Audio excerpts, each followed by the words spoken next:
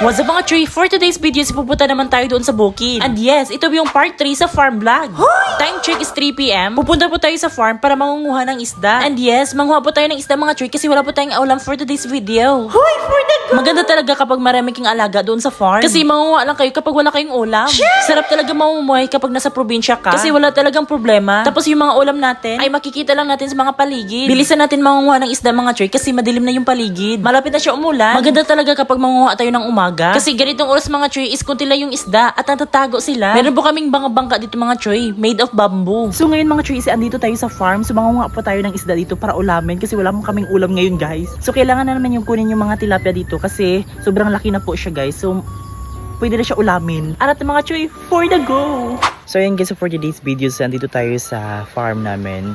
So mag-ano dun tayo dito, mangunguha tayo ng isda. Ayan. So mangunguha tayo ng isda guys. So sobrang laki na yung mga tilapia dito. So kailangan namin siyang ulamin kasi wala kaming ulam mamaya. So ayun guys, so umulan na siya guys. Ang lakas ng hangin niya, ayan. Ay guys, nakawala ko yun. Ang liit niya. So, i-ano to siya kasi sobrang liit. So, i-ano na siya doon. Ang tawag nun? Buyan na to. Bye-bye fish. So ngayon mga Choy is maya na tayo magkuha ng isda. Kasi umulan na siya mga Choy. Hindi ko akalain na umulan pala. Kasi sobrang mainit kay Nina. Maghintay po tayo kung kailan matapos tong ulan. Para mangunguha na tayo ng isda. Kung hindi ito hihinto mamaya, baka siguro wala kaming ulam. Or magbili na lang sa palengke. Meron kaming raincoat dito. Kaso hindi pwede. Kasi sobrang lakas ng ulan. At sa wakas, sumito na yung ulan. Ito pala yung outfit ko for today's video mga Choy. And yes, nagre-raincoat po ako. Kasi meron pang mga ambon.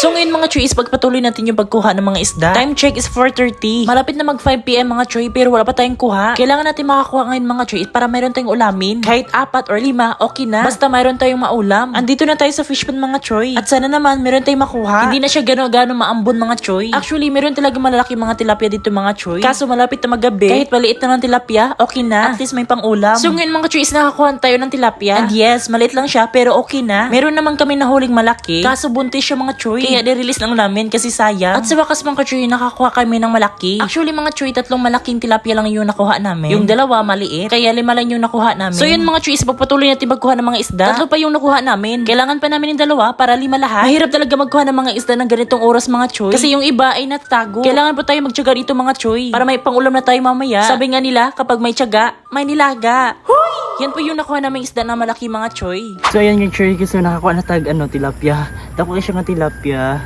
Tapos yaks. Kalibang-libang siya. Ayan guys dako kayo siya. Sa mga sudan kaya kami sudan. Okay, for the go. So ngayon mga Choy is 5 yung nakuha natin. Alis na po tayo mga Choy kasi mag-alas 6 na ng gabi. Kailangan pa natin itong lutuin. Okay na itong mga 5 mga Choy basta meron lang 3 malaki. At ito na po yung malaking isda na nakuha namin mga Choy. 3 malalaking isda na yung nakuha namin. Masarap talaga ito kapag ipaksiw ito yung mga Choy. And yes, ipaksiw na namin to. Ang sarap talaga ito mga Choy lalo na kapag fresh. Yes, fresh from the farm. Napakamahal talaga kapag magbili ka ng isda doon sa merkado. If you want more video mga Choy, don't forget to follow, like, and share. Thank you for watching mga Choy. Bye! For the go!